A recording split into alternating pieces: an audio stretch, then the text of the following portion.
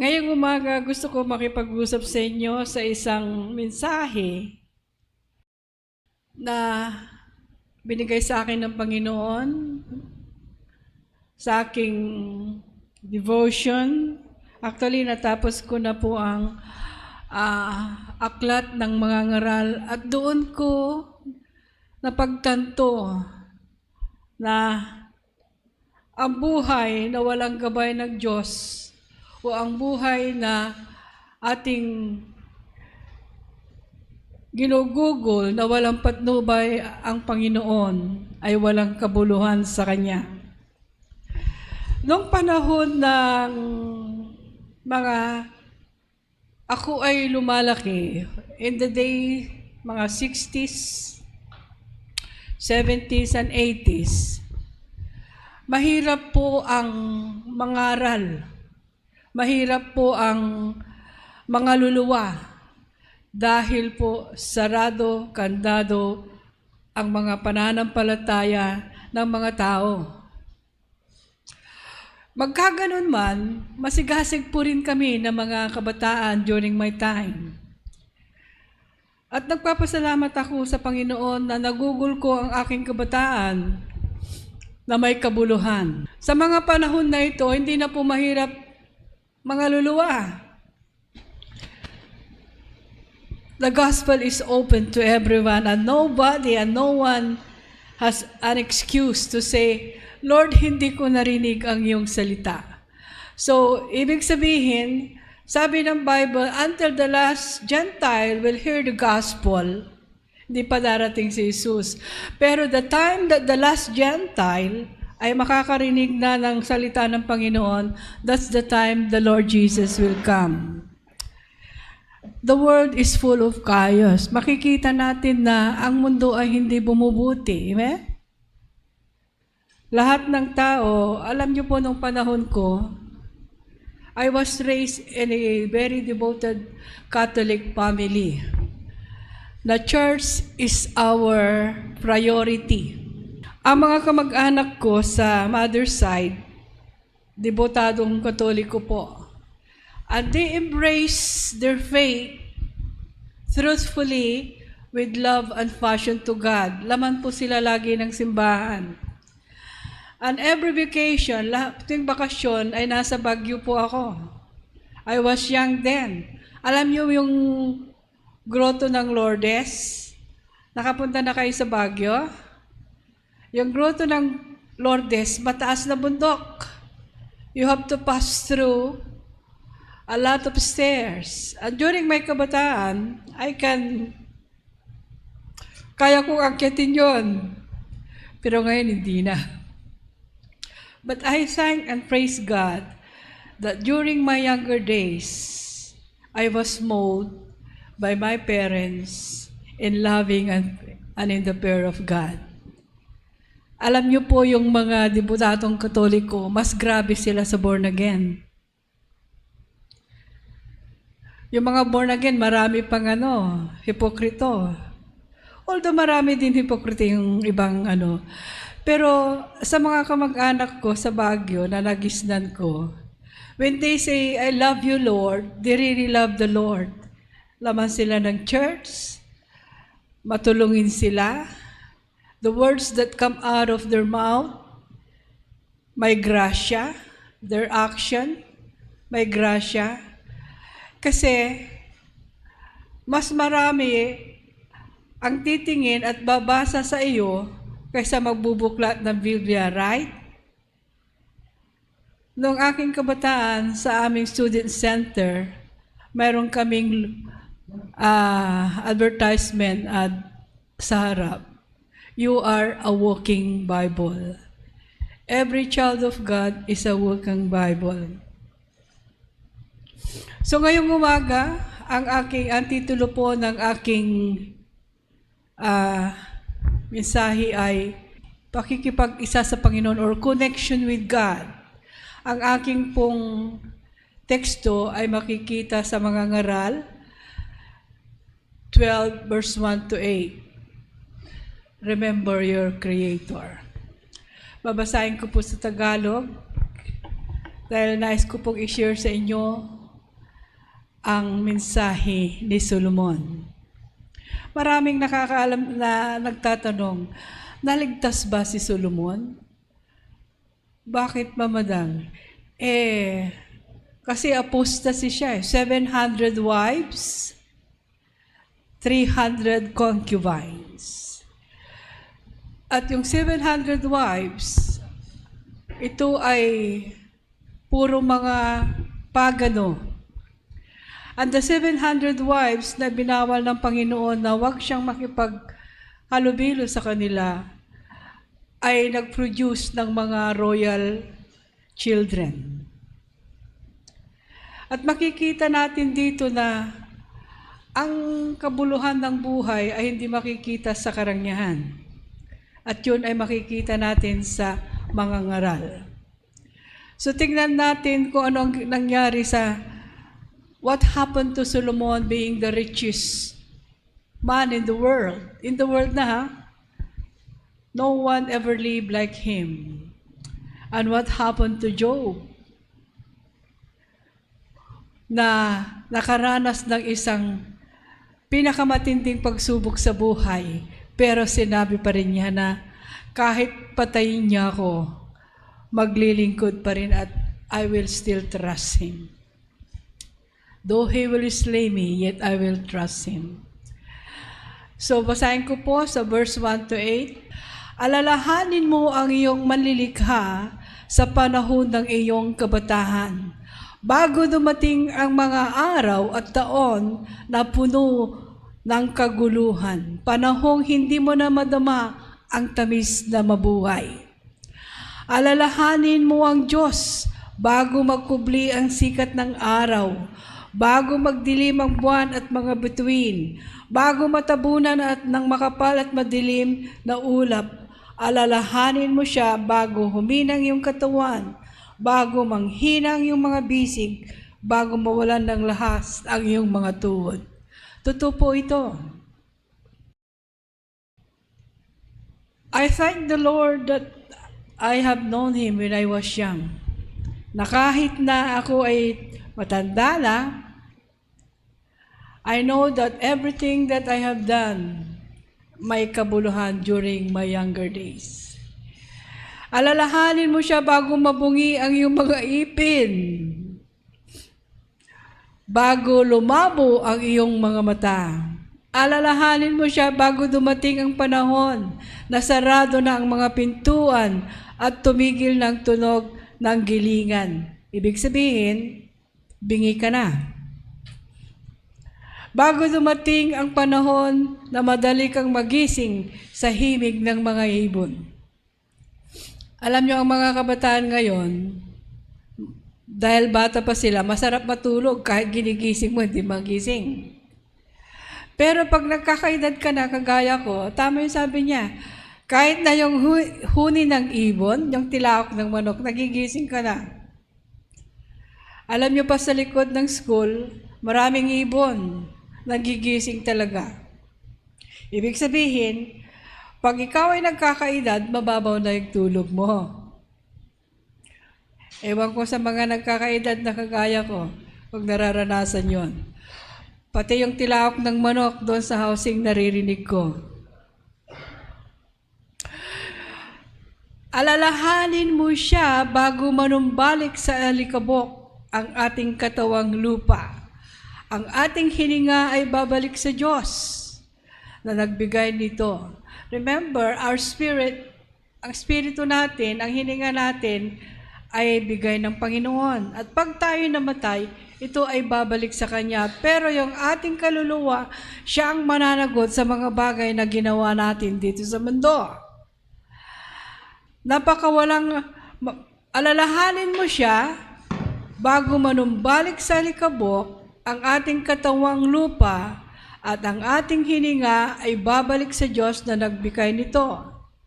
Napakawalang kabuluhan, sabi ng mga ngaral. Si Solomon po ang nagsasalita. Lahat ay napakawalang kabuluhan. Lahat ng bagay na ginawa na walang patnubay ng Diyos ay walang kabuluhan. Pagpalain ng Panginoon ang kanyang salita. Ang nagsasalita po ay si Haring Solomon. Naranasan niya. Si Haring Solomon, he talked about the value and reality of life, that it will be nothing without the guidance of God. Ang ating panay na pakikipagkonekta sa Panginoon, kaya nga connection with God. Our connection with God help us, give us direction to every decision that we are going to do. Our connection of God give us the discernment sa mga bagay na tama at mali. Our connection to God, with God, give us a blissful and fruitful life. At coming from Solomon, coming from the preacher, ang nagsasalita rito si Haring Solomon. Naranasan po niya. Haring Solomon experienced the luxury of fame, glory, wisdom, wealth, riches, lahat. Binigay sa kanya ng Panginoon. But ito ay hindi niya nahawakan ng maayos sa panahon ng kanyang pa-apostasy. Pag sinabi nating apostasy, yung pagtalikod sa Diyos at sumamba sa mga Diyos-Diyosan. Kasi nakipaglaro siya eh. Alam niyo po si Solomon, lumaki siya sa templo. Hindi siya na-train na makipaggera. Siya po ay lumaki sa templo at siya ay pinalaki ng mga saserdote, mga pare. Kaya nga pagbasahin niyo ang Proverbs was written during the time that he was so close to God. Andun pa yung connection niya sa Panginoon nung sinulat niya ang Proverbs. Pero nung sinulat niya ang Ecclesiastes o mangangaral or the preacher, those were the time nasa middle siya ng apostasy. Biro mo yung 700 wives, 300 concubines. Sino ang nagkaroon ng 700 wives? Wala pa, siya pa lang. And these 700 wives, sabi nga rito, the love of Solomon to this woman, sila ang naglayo sa kanya sa Panginoon. So, after he wrote Proverbs, ibiro mo yun, close siya sa Panginoon. Biro mo yun, pati butike, napapansin niya. Pati yung mga langgam, napapansin niya. Nabasa niyo na ba ang Proverbs? Maswerte daw yung butike dahil makikita po sila even in the king palace. Sabi niya sa tao, matuto ka sa langgam. Bakit? Ano ang ginagawa ng langgam? Nag-iimpok siya. Nag-iimpok siya ng pagkain during summertime. And they work in unity. Walang kanya-kanya. Kasi pag humiwala yung isa, lahat sila ay mawawala. So they work in unity. So anong aral ang makikita natin doon? No? Sinabi niya, obserban mo ang langgam tao at matuto ka sa langgam. Ang langgam 24/7 nagtatrabaho, walang pahinga. Napansin niyo ba 'yon? Lahat sila, kahit hindi nakahawak ng pagkain yung isa, lahat sila, kala mo nakahawak pero sumasabay, pero walang hawak. They work in unity. Sabi niya, matuto ka sa mga grasshopper. Ano ang grasshopper sa Tagalog? Balang. Wala silang leader, but they work in unison. Pag sila ay umatake sa isang rice field, wala silang leader Pag umatake ang isa, sabay-sabay, mauubos ang damo. Makikita natin how observant si Solomon. But he failed to observe the law and commandment of God. Dahil he indulged himself sa pagmamahal niya sa mga babaeng binawal ng Panginoon na dapat niyang pakihalubilo. 700 wives, Hittites, Ammonites, Sidonians, Moabites, these are pagans and they worship idols. So yun yung kanyang apostasy during his time na siya na po ay tumatanda. Nung siya na po ay, nung kabataan niya, in the middle of his prime age, sabihin na natin, nung papunta na siya ng 50, 60, doon na niya in-indulge yung kanyang, kasi ayaw niya ng gera. So ang ginagawa niya, dahil ayaw niya ang gera, lahat ng nasyon, ang unang pinakasalan niya ay anak ng Parao. Ayaw makipag-gira sa Egypt. Pakasalan ko na lang yung anak ng Parao para mayroon kaming treaty. Walang gera.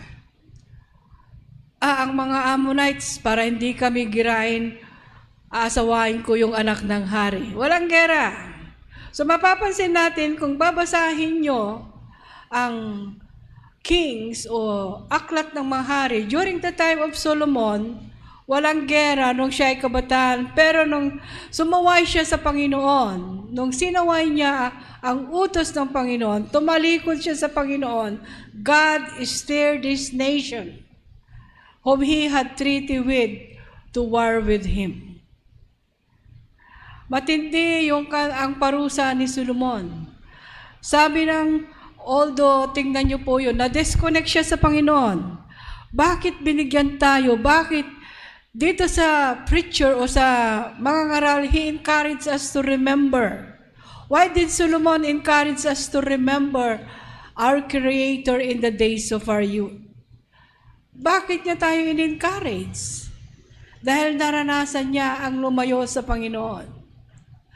Our connection with God throughout the time we acknowledge Him as our personal Lord and Savior, accepted His sacrifice for our sin, and follow His leading and giving His commandments in truthful and honest obedience, keep our whole being from being corrupted by the things that this world offer.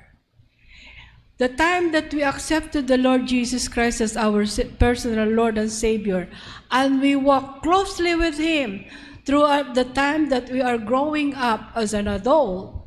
Ang pinag-uusapan po natin dito, when we were young.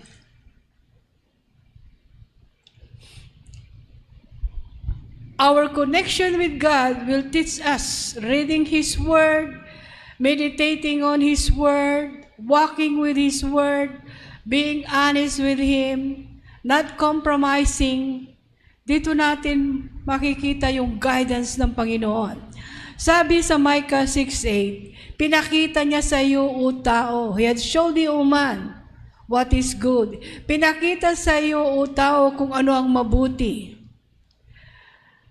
At kung ano ang gusto ng Panginoon na gagawin mo. In Micah 6:8, sabi niya, He had showed thee, O man, what is good, one of my favorite verse.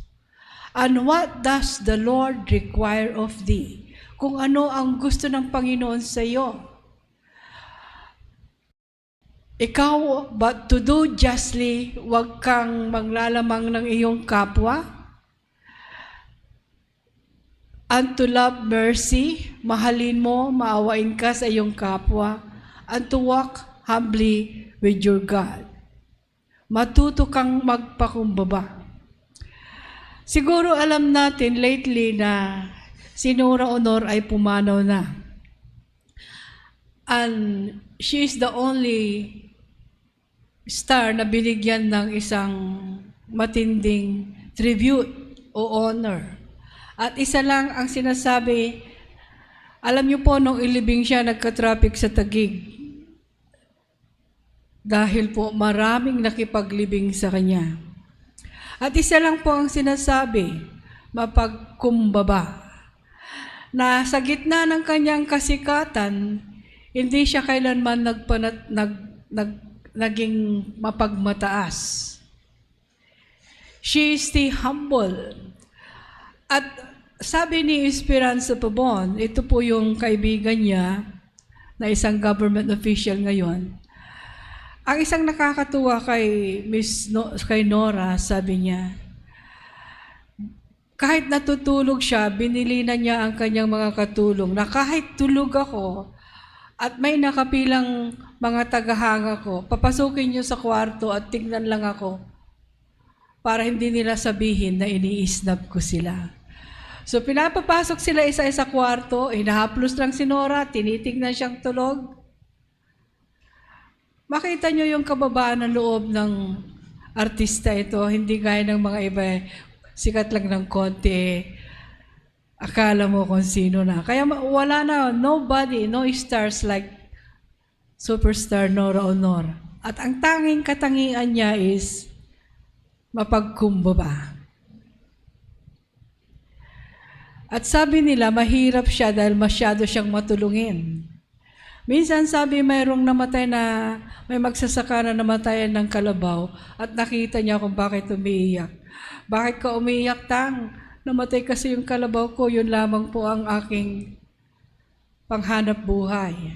The next day, bumili siya ng kalabaw at binigay sa magsasaka. So, sabi ko, ito, maka-Diyos siya, pero sana she was able to have connected to God during His last time. So ito, yung requirement ng Panginoon. Anong requirement ng Panginoon? To do justly, to love mercy, and to walk humbly with your God. If you are connected with God, this three is in you. Hindi ka ipokrito. When you say, I love you, Lord, I love you, Lord. It's not in the lips. Yung pagsabi mong, I love you, Lord, comes from the heart at makikita sa action, sa mga lumalabas sa bunganga mo at sa gawain mo. When you say, I love you, Lord, it reflects you. Reflects the person whom you love. Maalala ko yung dalawang missionary na pinadala na nag-apply na sa isang mission organization. Yung isa nakapasa, yung isa hindi nakapasa. Pero pumunta pa rin. Siya po ay nag-raise ng kanyang sariling pundo para siya ay makapag-mission.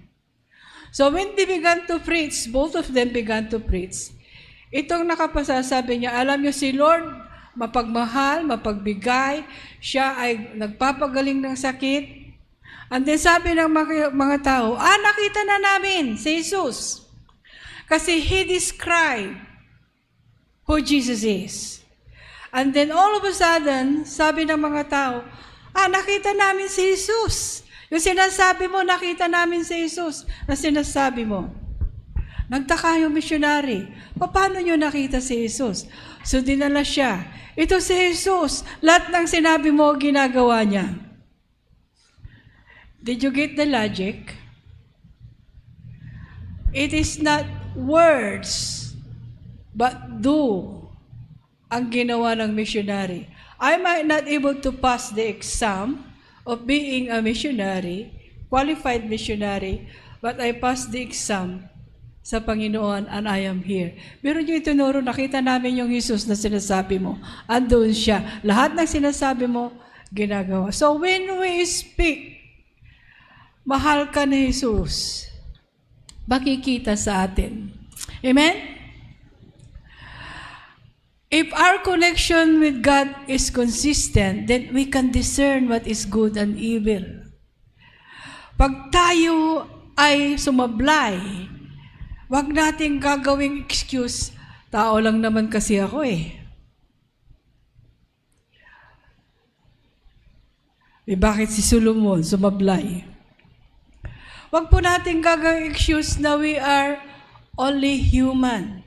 Dahil pag sinabi natin na we fail or we fall or we commit sin because we are in our human nature, parang sinasabi natin, the work of the cross of Jesus is not powerful.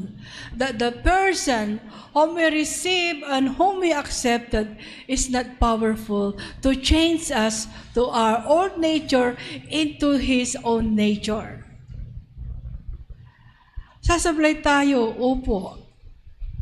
Sabi ni Micah sa 7:8, there are times we commit mistake and fall, but always our connection with God help us arise and become more stronger as we overcome and be triumphant with our weaknesses.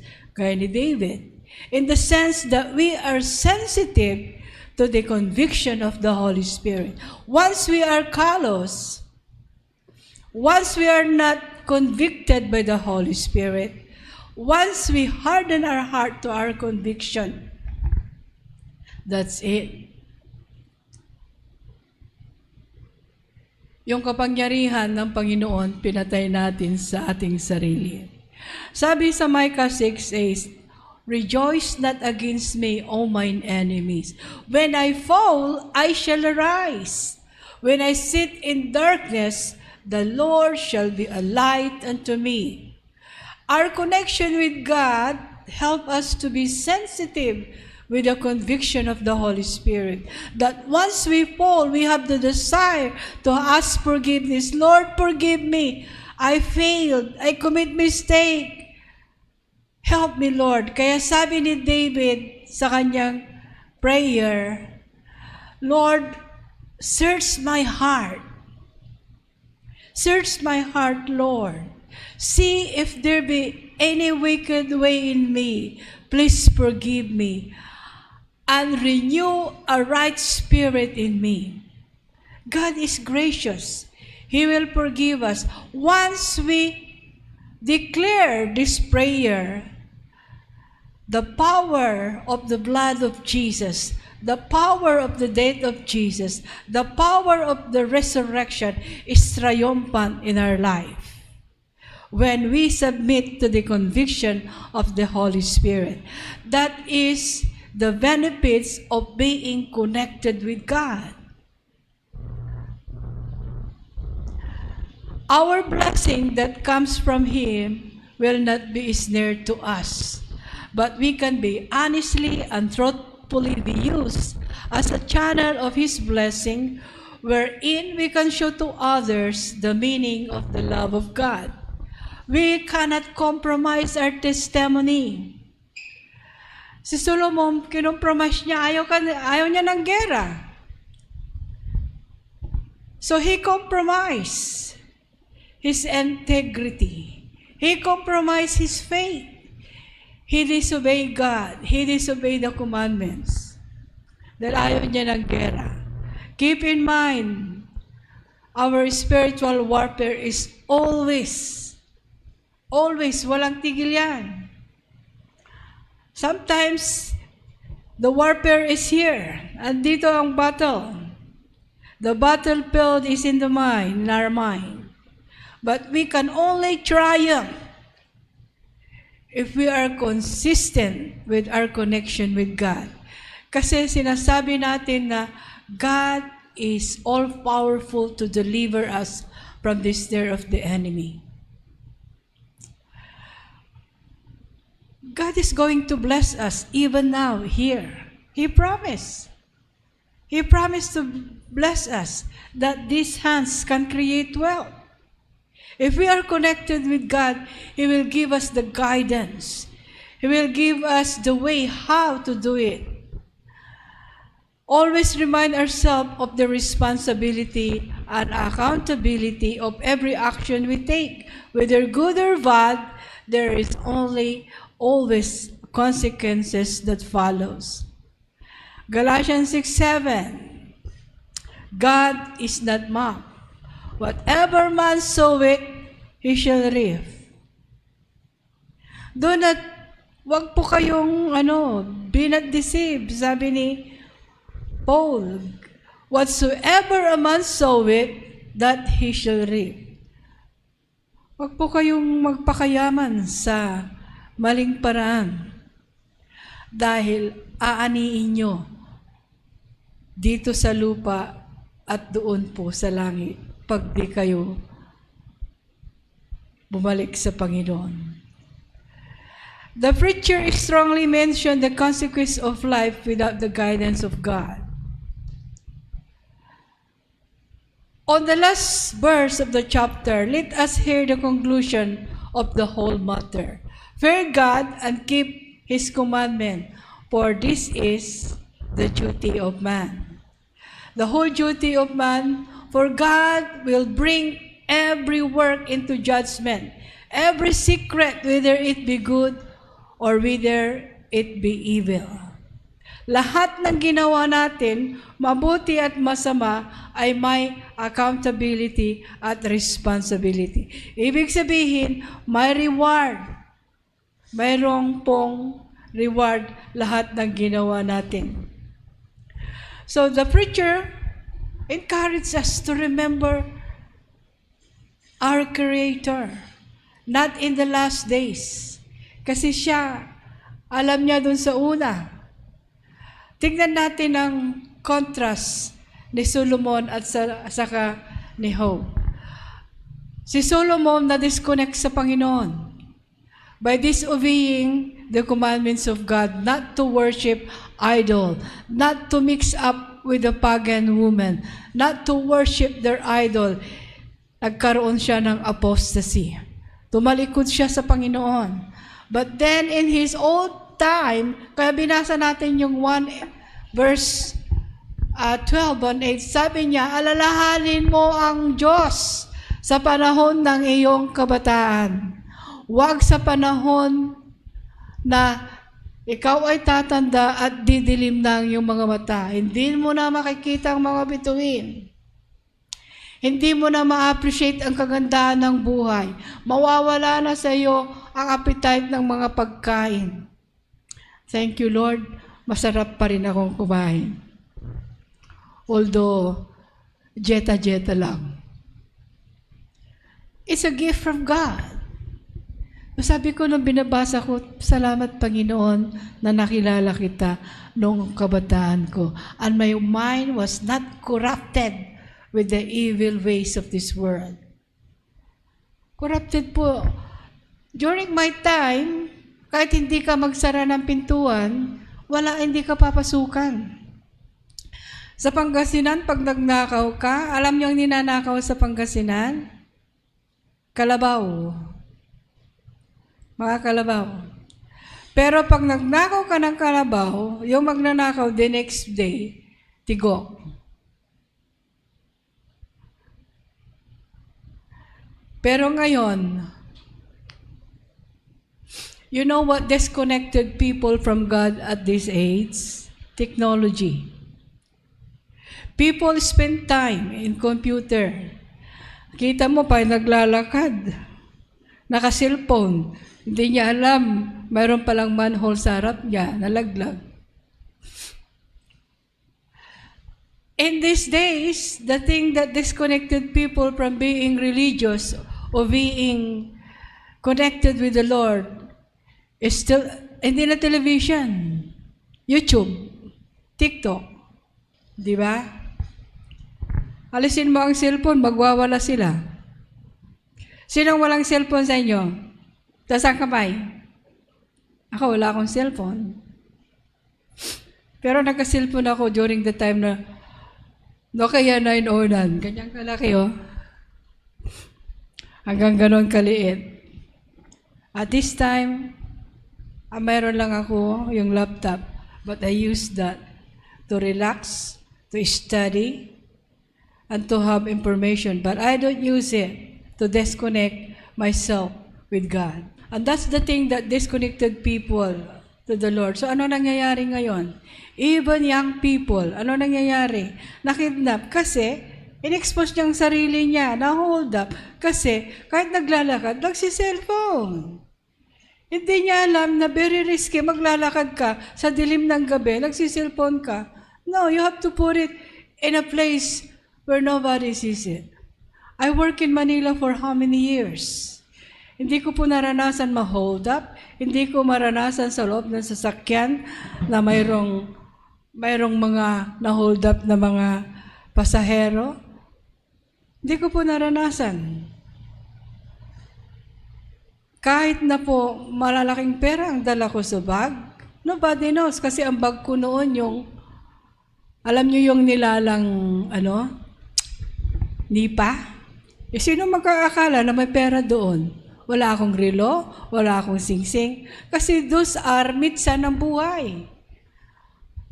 Sa aking mga ka-office mates, sabi nila, pagdating umiiyak, bakit? Nasugat pa yung sekretarya ko. Na paano ka? Nainablo yung kwintas ko. Bakit kasi magkikwintas? Taga Novaliches. Magbabiyahe ka pa from Novaliches to Ermita. Ang haba nun. Nakaganyan lang.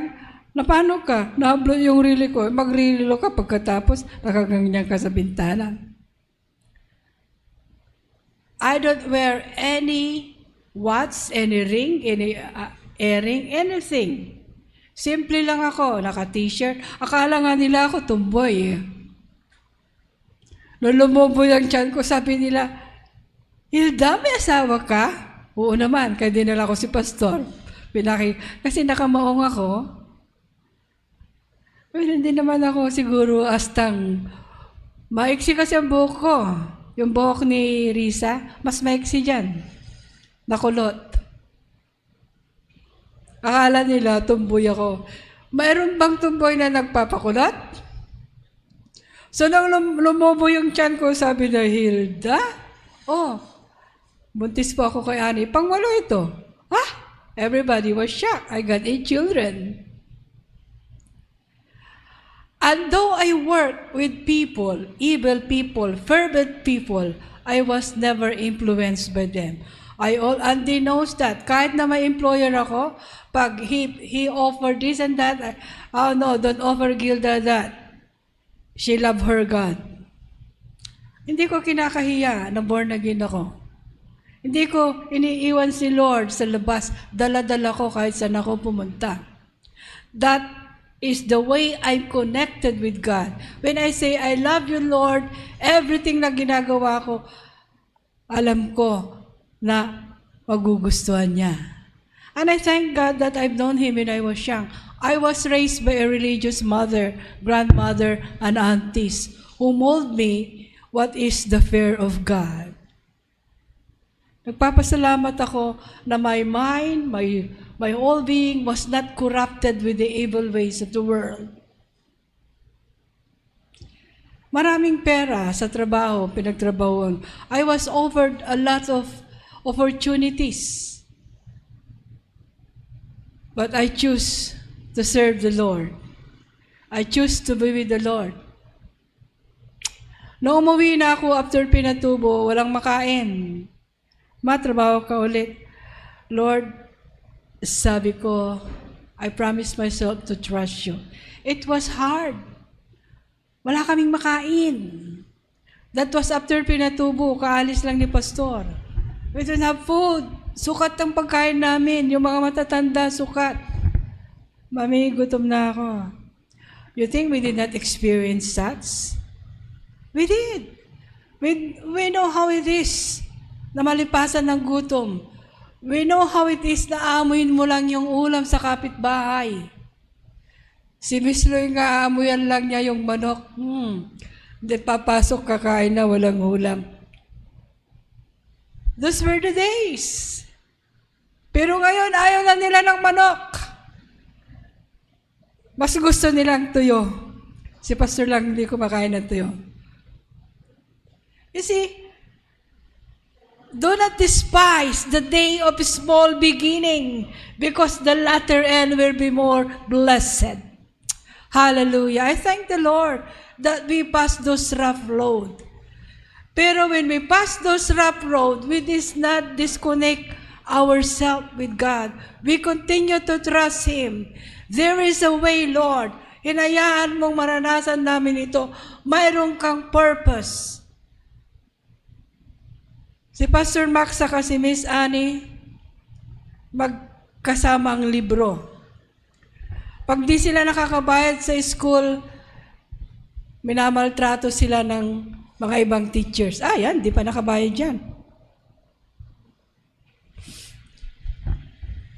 Baon nila, pag ang baon nila 5-5 na sardinas, tinatawanan sila. Pag hindi sila nasundo ni Miss Roda dahil nagkahagilap ng pamasahe, pinapatayan sila ng ilaw at sila ay nasa labas. Why did God allow us to fast through all those times? Ngayon, hindi sinusundo ang estudyante alas 7 na hindi namin iniiwanan. Ngayon, hindi binabaonan ng estudyante dahil wala pa yung nanay, pinakapain namin ng libre. We were there. We know how it feels. Kung ano man ang nararanasan nyo ngayon, praise God. Because your latter end will be blessed if you continue to connect yourself with God.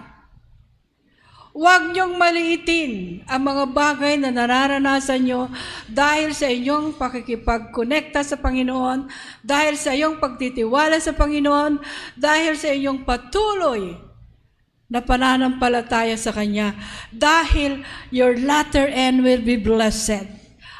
Nung sa anong kontrast, si Solomon nagsisi sa kanyang edad na uukob-ukob na. Pero naisulat niya ang mga aral o ang Ecclesiastes para sa mga taong gagayain na huwag siyang gayain. Na although you will get the whole world and lose your own soul, although you gain all the wealth of this world, you will not be satisfied. You will never be contented but will crave for more and more. Kasi contentment comes from God. Ang pagiging kontento ng isang tao ay nanggagaling sa Panginoon. You are happy of what you have. Are you happy in helping other people? Naranasan nyo na ba yung ecstasy ng kaligayahan pag kayo'y tumulong sa kapwa? Alam nyo po si Iya, makakita siya ng matanda na kawawa, naawa siya. Miss Rhoda, pengi pera, bibigyan ko yung matanda. So itong si Miss Rhoda, magbibigay 20. Dagdagan mo kung maliit lang. At kung ibinagay niya, makita mo yung tawa. She is young. But you can see the joy in her face. Yung joy of giving. And that is contentment when you experience the ecstasy, the joy of giving. Yung walang hypocrisy. No hypocrisy. Kundi truthful and honest in helping people. In serving people. In small and big ways. If you experience that kind of joy, then the passion of God is in your heart. Naranasan nyo na ba yun? Let's give you the contrast of Solomon. Solomon was rich. He indulged himself in the prime of his life.